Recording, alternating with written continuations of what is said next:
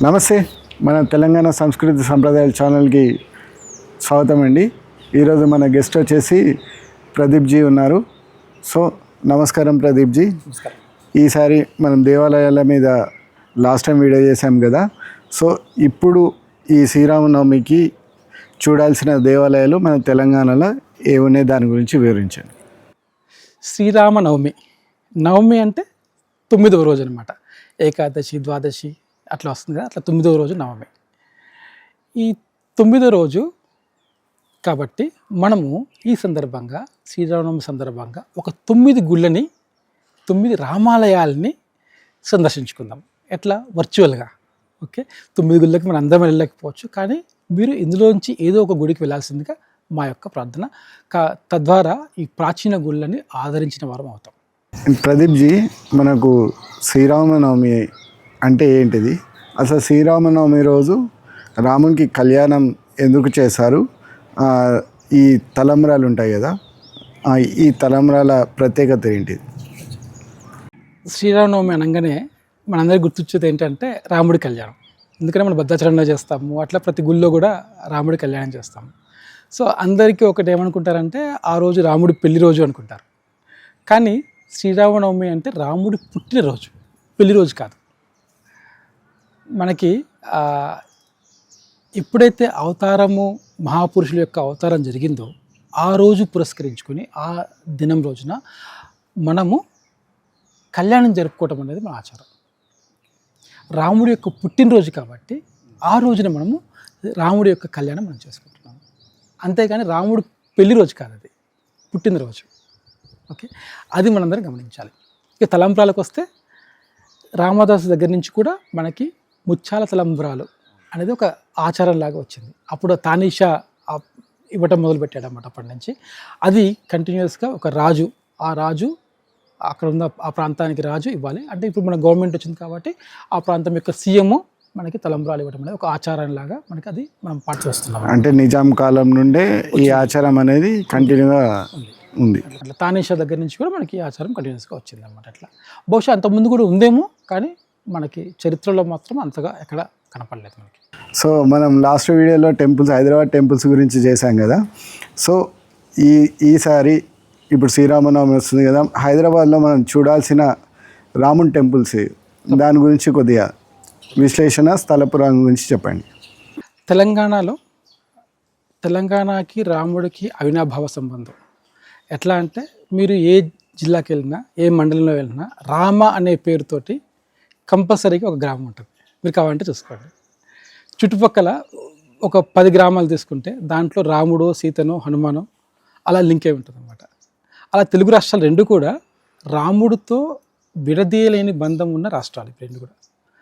Okay, రాముడు ఇక్కడ వనవాసంలో భాగంగా ఇక్కడ వెళ్ళాడు, ఇక్కడి నుంచి వెళ్ళాడు అన్నమాట.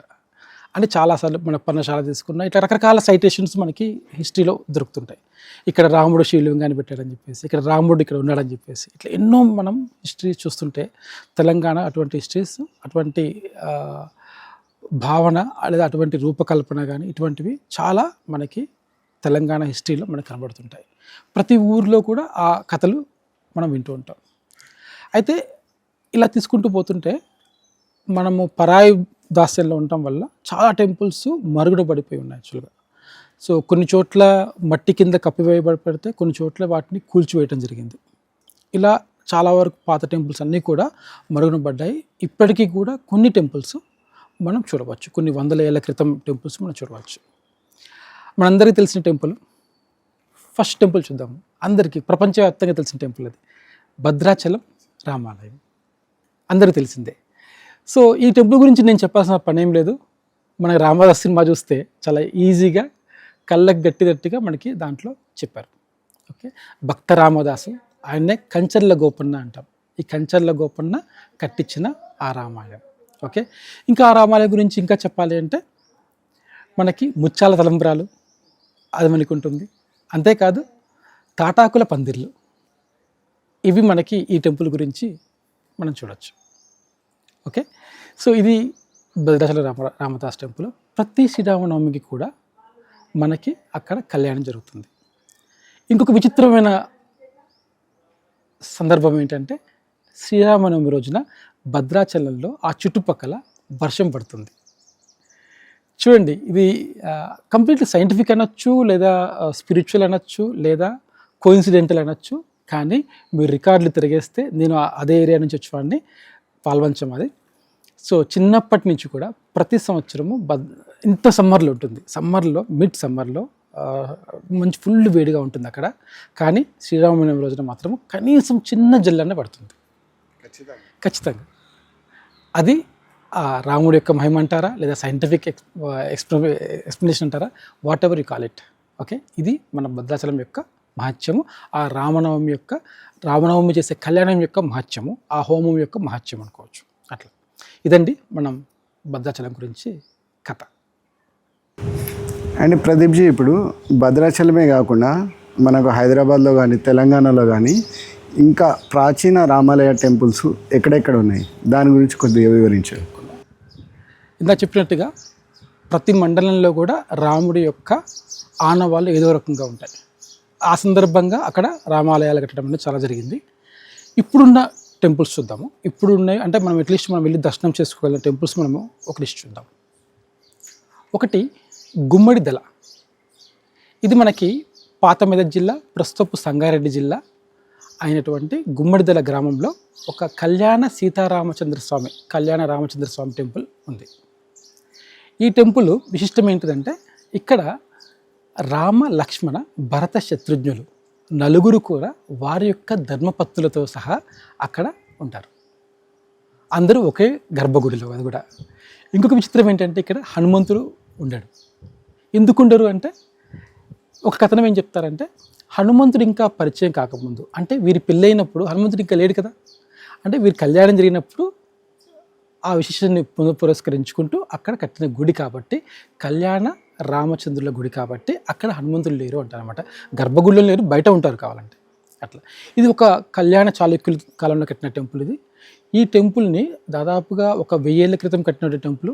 ఒక 400 ఏళ్ల క్రితము దాన్ని రెనోవేట్ చేశారు. ఇప్పుడు ఒక సంవత్సరం నుండి మళ్ళీ రెనోవేట్ చేస్తున్నారు. ఆల్మోస్ట్ అయిపోయింది గుడి. ఇప్పుడు మళ్ళీ మొత్తం పాత గుడిని కూల్చివేసి కొత్త గుడిని మళ్ళీ కట్టారనమాట.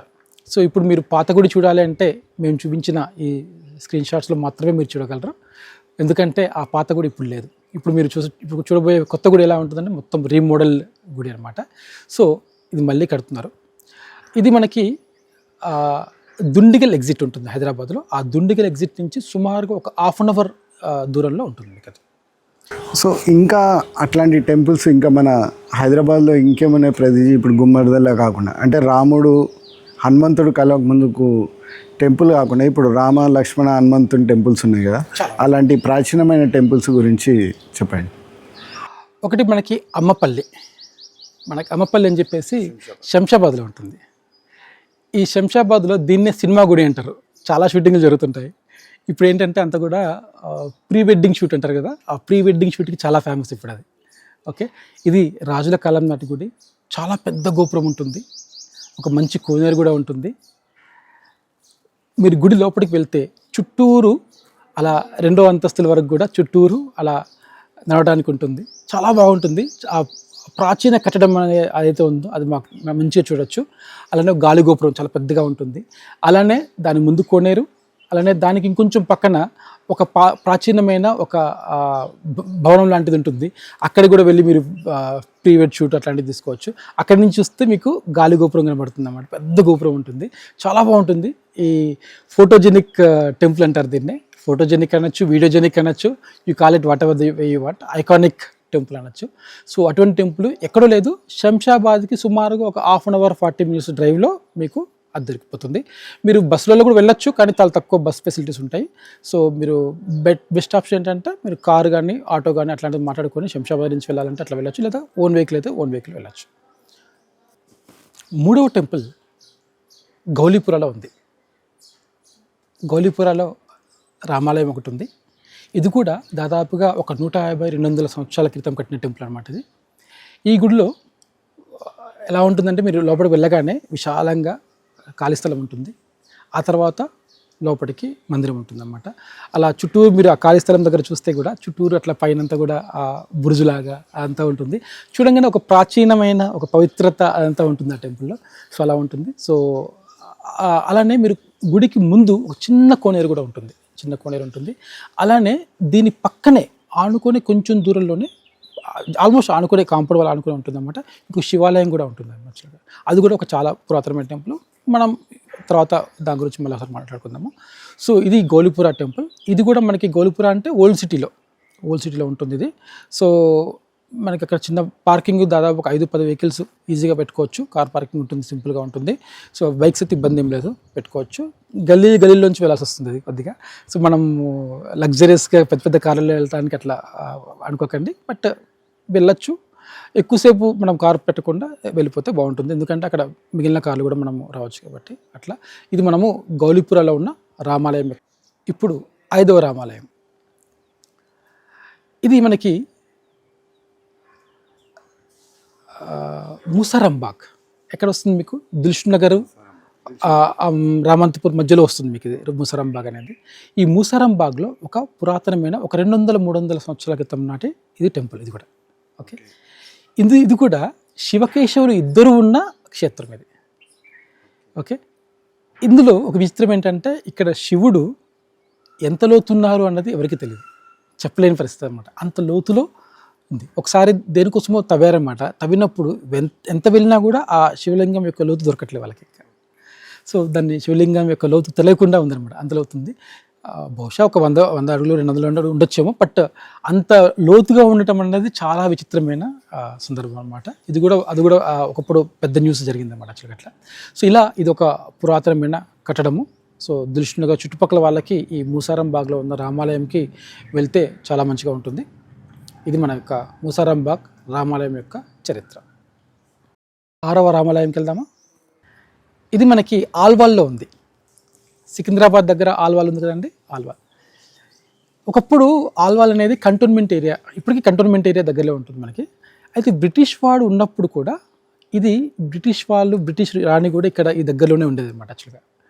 అయితే కథ ఏంటంటే బ్రిటిష్ రాణి కూడా ఇక్కడికి వచ్చి ఇక్కడ ఆమె గర్భంతో ఉన్నప్పుడు ఇక్కడ దర్శనం చేసుకోవటం వల్లనే మంచి బాలిక పుట్టిందనేసి వాళ్ళు ఆ క్వీన్ ఎలిజబెత్ II వాళ్ళ అమ్మ అనమాట యాక్చువల్గా ఇక్కడికి వచ్చిందని చెప్పేసి చెప్పుకుంటారు. సో అదొక కథ కూడా ఉంది. అందుకనే వాళ్ళు కూడా ఈ గుడికి రావడం జరిగిందని చెప్పేసి హిస్టరీలో కూడా ఉంటుంది. గుడికి అయితే వచ్చారు, హిస్టరీ ప్రకారం కూడా ఈ గుడికి అయితే వాళ్ళు రావడం జరిగింది. అది మన హిస్టరీ రికార్డ్స్లో కూడా ఉందన్నమాట. ఇది కూడా దాదాపు ఒక 300-400 ఏళ్ళ క్రితం నాటి టెంపుల్ ఇది. అట్లా ఇది ఒక రాజుల కాలం నాటి టెంపుల్. నిజాం హయాంలో ఉన్న ఒక సామంతుడు కట్టించిన టెంపుల్ అంటారు. అయితే ఇక్కడ ఉన్న విగ్రహం మాత్రము ఇంకా పాతది అనేసి చెప్తారు. అది కరెక్ట్గా దాని యొక్క హిస్టరీ అయితే ప్రాపర్గా లేదు యాక్చువల్గా, బట్ కనీసం 400 ఏళ్ళ క్రితం నాటి టెంపుల్ అని చేసి మనం చెప్పవచ్చు అనమాట. ఇది ఆల్వాల్ యొక్క రామాలయం యొక్క హిస్టరీ. 7వ రామాలయం. సరూర్ నగర్లో ఒక రామాలయం ఉంది. దాన్నే విజయరాముడి టెంపుల్ అంటారు, విజయరాముడి గుడి అంటారు. ఈ విజయరాముడి గుడి ఏంటంటే ఇది సుమారుగా ఒక 200 ఏళ్ళ క్రితం నాటి టెంపుల్ అంటారు. కానీ దాని స్టైల్ చూస్తే చాలా క్లియర్, అంటే సుమారుగా ఒక 1000 ఏళ్ళ క్రితం నాటి కట్టిన టెంపుల్ లాగా ఉంటుంది. అది చిన్న టెంపులే ప్రస్తుతానికి. మనకి వెంకటేశ్వర నగర్, వెంకటేశ్వర కాలనీ ఉంటుంది అక్కడ, ఆ దగ్గరలోనే ఉన్న రామాలయం ఇది. ఇది కూడా ఒక పురాతనమైన గుడి. విక్టరీ సాధిస్తారు అక్కడికి వెళ్ళి ఆ రాముని దర్శించుకుంటే అని చెప్పేసి ప్రతీతి. అందుకే విజయరామస్వామి టెంపుల్ అంటారు దాన్ని. సో ఆ దగ్గరలో ఉన్న వాళ్ళు శ్రీరామనవమి రోజున ఆ విజయరాముడి యొక్క ఆశీస్సులు పొందాలని ఆశిస్తున్నాను. 8వ రామాలయం.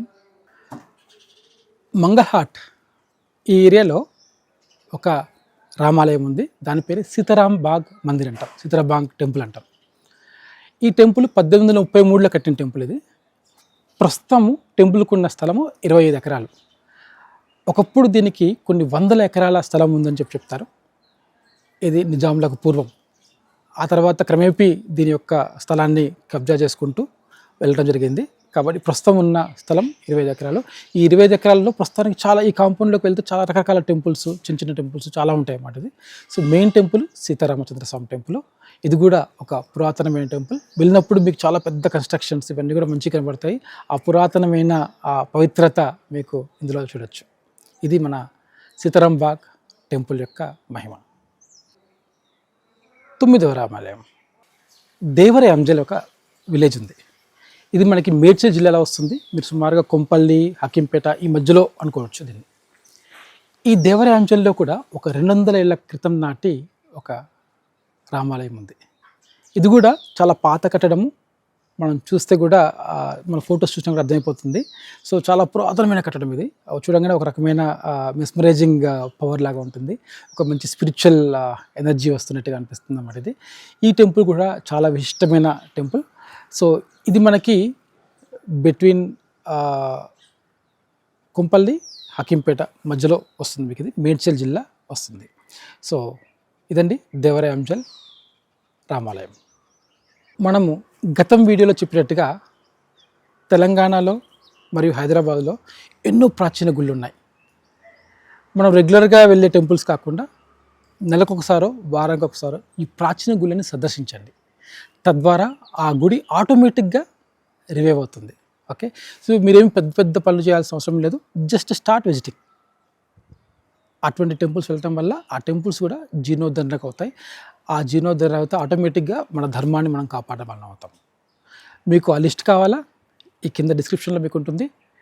swalp.in/ATHYD ancient temples of Hyderabad అని ఆ లిస్ట్లో మనం గూగుల్ మ్యాప్స్లో ఆల్రెడీ లిస్ట్ ఆన్ చేసాము. అట్లనే తెలంగాణలో ఉన్న అవుట్ సైడ్ హైదరాబాద్ ఉన్న టెంపుల్స్ లిస్టు swalp.in/ATTEL అనే లింకులో మనం ఇవ్వడం జరిగింది. అలానే ఆంధ్రప్రదేశ్లో కూడా swalp.in/ATAP ఇంకా నడుస్తుంది పని. చాలా కొన్ని టెంపుల్స్ ఆల్రెడీ దాంట్లో కూడా లిస్ట్ చేయడం జరిగింది. అండ్ ప్రదీప్జీ, మీరు ఇప్పుడు హైదరాబాద్లో ఉన్న వాళ్ళంతా శ్రీరామనవమికి మీకు నియరెస్ట్ ప్రాచీనమైన టెంపుల్ అనేది మీరు చెప్పేశారు ఆల్రెడీ. ఎందుకంటే పెద్ద టెంపుల్ అంటే తెలంగాణలో వచ్చేసి భద్రాచలం, ఇక్కడ ఓల్డ్ సిటీ వాళ్ళకి గౌరీపురలో ఒక టెంపుల్ ఉంది, దిల్సుఖ్ నగర్ వాళ్ళకి ముసరాంబాగ్ టెంపుల్ ఉంది, చంపాపేట్, సంతోష్ నగర్, కర్మన్ఘాట్ వాళ్ళకి సరునాథ్ టెంపుల్, ఇక్కడ సికింద్రాబాద్ వాళ్ళకి అల్వాల్లో ఒక టెంపుల్ ఉంది. అండ్ ఇక్కడ మనకు మేడ్చల్, గుమ్మడిదల్ల ఇటు సైడ్ ఉన్న వాళ్ళకి గుమ్మడిదల్లలో ఒక టెంపుల్ ఉంది. దేవర అంజల్ ఇక్కడ శంషాబాద్ సైడ్ ఉన్న వాళ్ళకి. అండ్ శంషాబాద్లో అమ్మంపల్లి టెంపుల్ కూడా ఉంది. అండ్ ఇంకొక టెంపుల్ వచ్చేసి 9వ టెంపుల్ సీతారాంబాగ్.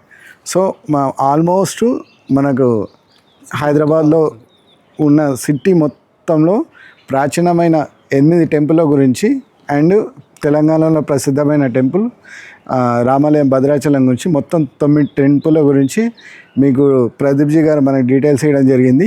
దానికి సంబంధించిన టెంపుల్ మ్యాప్స్, లింక్స్ అన్నీ నా డిస్క్రిప్షన్లో ఇస్తాను. సో దయచేసి ఈ శ్రీరామనవమికి ఈ టెంపుల్స్ విజిట్ చేయండి. అండ్ ఆ టెంపుల్స్ పరిస్థితి ఎలా ఉందో మాకు కామెంట్ చేయండి. జై శ్రీరామ్. జై శ్రీరామ్.